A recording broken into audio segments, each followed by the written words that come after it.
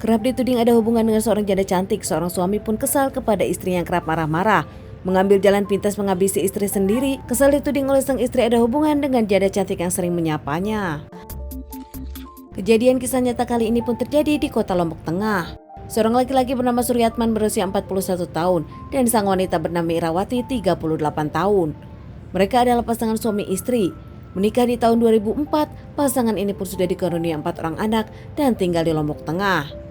Menurut para tetangga, keluarga Suryatman dengan sang istri Irawati pun tak pernah ada masalah. Mereka baik-baik saja, bahkan dengan keempat anak pun baik-baik saja, tak pernah ada masalah dan tak pernah ada pertengkaran. Anak pertama dan kedua Suryatman dan Irawati pun sudah bekerja dan pindah di luar kota. Sementara di rumah sana hanya tinggal Suryatman, Irawati dan kedua anak yang masih kecil.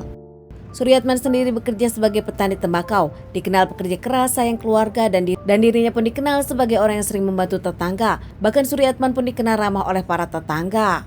Namun nampaknya ada kejadian yang tak biasa di keluarga Suryatman. Di tanggal 26 Januari 2024, keluarga Irawati pun mendapatkan telepon dari Suryatman, istri Irawati, yang menanyakan tentang keberadaan sang istri. Karena menurut Suryatman sendiri, sang istri sudah tak pulang dari semalam. Sementara keluarga dari Irawati bingung, sudah lama Irawati tak berkunjung, tak ada kabar dan tak bisa ditelepon.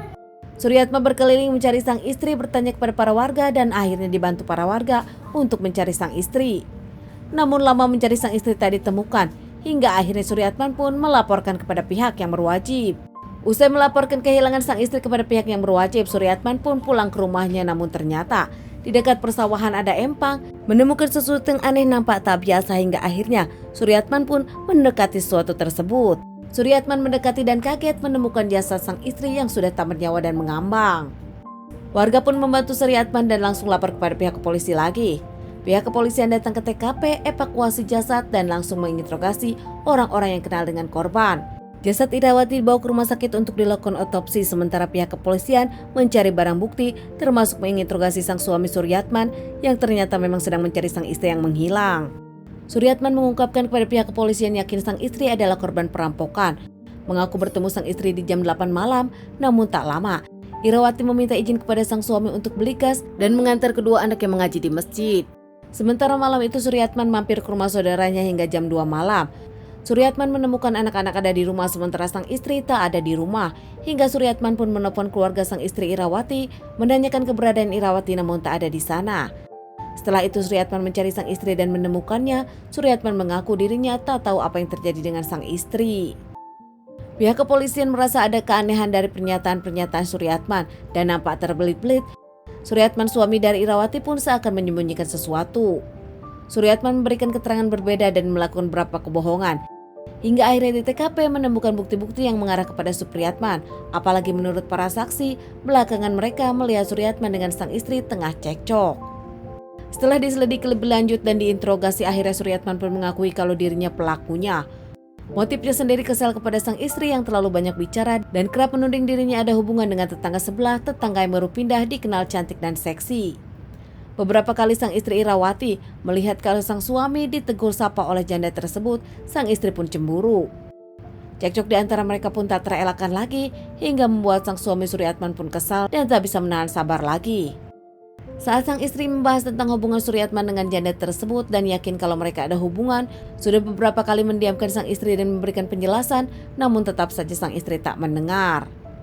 Tak lama Suryatman yang kesal pun mengambil senjata tajam, menikam sang istri beberapa kali dengan senjata tajam tersebut dan akhirnya sang istri pun berpulang. Sadar sang istri sudah tak bernyawa lagi, Suryatman pun panik hingga akhirnya dirinya membuang ke salah satu empang dekat rumahnya.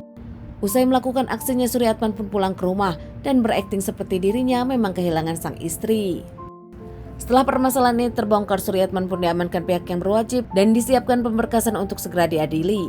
Keluarga dari Irawati pun tak terima dengan semua apa yang dilakukan Suryatman. Begitu juga kedua anak Suryatman yang sudah dewasa tak menerima sang ayah menghabisi sang ibu. Kasus ini pun dinilai masih baru dan disiapkan untuk persidangan. Sementara Suryatman sendiri akan segera dituntut dengan hukuman 15-20 tahun hingga seumur hidup. Mengaku menyesal, Suryatman tak bisa berbuat apa-apa lagi. Mencintai sang istri dan keempat anaknya, namun Suryatman pun kesal dirinya kerap dituding ada hubungan dengan janda tetangga baru pindah.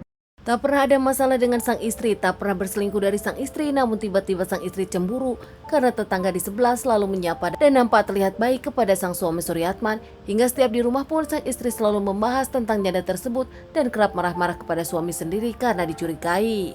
Teman-teman, sekian dulu bahasan kasus yang aku bawakan kali ini. Semoga ini bisa dijadikan pelajaran untuk kita semua dan ditunggu bahasan kasus-kasus selanjutnya.